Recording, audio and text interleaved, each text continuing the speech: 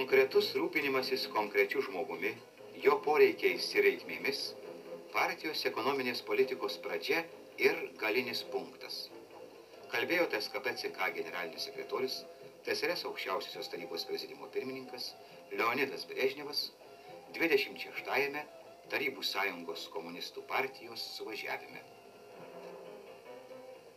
Liaudies vartojimo prekių gyventojams gamyba, paslaugų sferos vystymas – tai svarbiausias partijos rūpestis. Klaipėda.